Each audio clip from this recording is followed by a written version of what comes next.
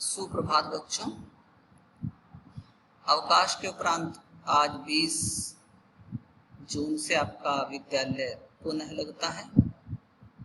तो आपकी जो हिंदी की पाठ्य पुस्तक है आरोह भाग 1, उसमें कविताओं में आपका जो पहला अध्याय है वो कबीर दास जी के द्वारा लिखित 2 पद हैं। तो उन 2 पदों के विषय में आपको बाद में बताया जाएगा। अब उससे पूर्व आपको कबीर जी के जीवन परिचय के बारे में थोड़ा सा बताना है।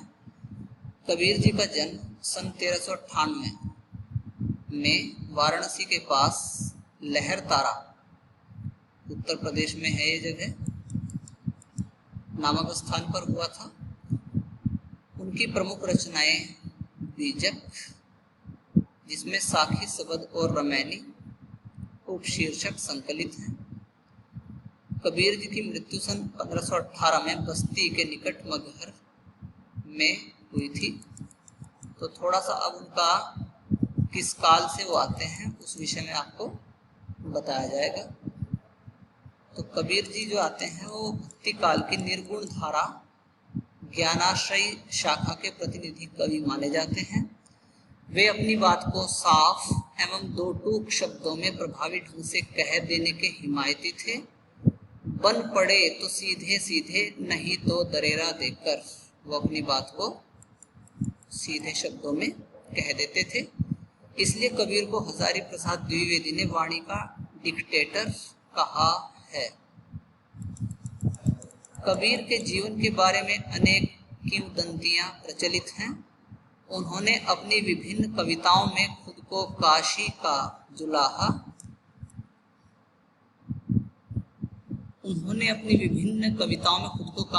जुलाहा कहा है। कबीर के विधिवत साक्षर होने का कोई प्रमाण नहीं मिलता कि वो पढ़े लिखे थे, इसका कोई भी प्रमाण लिखित में नहीं है। और स्वयं कबीर ने भी अपनी पंक्तियों में इस चीज को बताया है कि वो पढ़े लिखे नहीं थे। एक पंक्ति उनके द्वारा लिखित है, मसी कागज छुयो नहीं, कलम गही नहीं हाथ। यानी शाही और कागज तो मैंने छुआ नहीं और मैंने कभी अपने हाथ से कलम को भी नहीं पकड़ा। तो इससे क्या सिद्ध होता है कि वो पूरी तरह से अनपढ़ थे।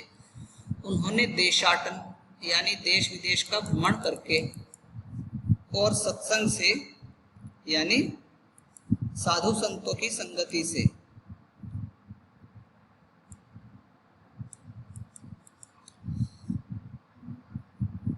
ज्ञान प्राप्त किया। यानी साधु संतों की संगति में रहकर के उन्होंने ज्ञान प्राप्त किया। किताबी ज्ञान के स्थान पर आंखों देखे सत्य और अनुभव को प्रमुखता दी।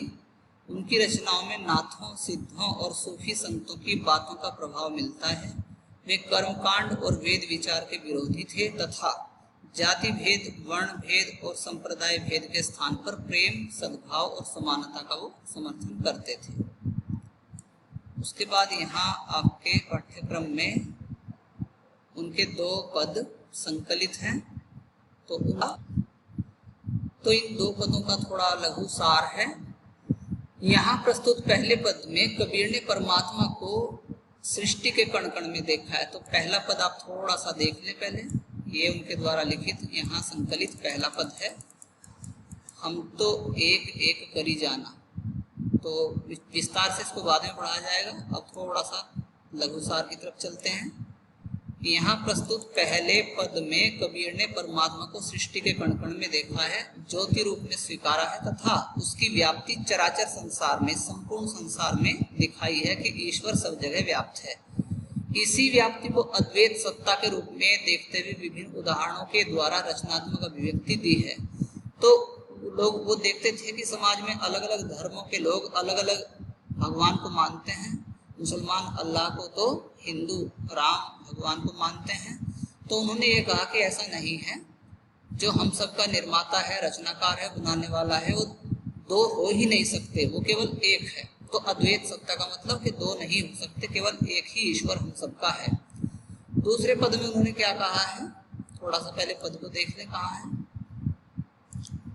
तो ये उनके द्वारा लिखित दूसरा पद है। इस पद में उन्होंने संतो देखत जग बोराना, इसके माध्यम से कहा है व्याख्या बच्चों की आपको बाद में कल वाले वीडियो में या आने वाले वीडियो में बताई जाएगी। दूसरे पद में कबीर ने बाह्याडंबरों यानी जो पाखंड है उस पर प्रहार किया है। साथ ही यह भी बताया है कि अधिकांश लोग अपने भीतर की ताकत को न पहचान कर अनजाने में अवास्तविक संसार से रिश्ता बना बैठते हैं और वास्तविक संसार से बेखबर रहते हैं। तो दोनों के दोनों ये पद जयदेव सिंह और वासुदेव सिंह द्वारा संकलित संपादित कबीर वांग में खंड 2 शब्द से लिए गए हैं। तो ये उनका जीवन परिचय है। आने वाले वीडियो में आपको क्या बताया जाएगा, उनके 2 पदों के बारे में उसकी व्याख्या करके बताया जाएगा। तब तक आप प्रतीक्षा करें, अपना ध्यान रखें, स्वस्थ रहें। धन्यवाद।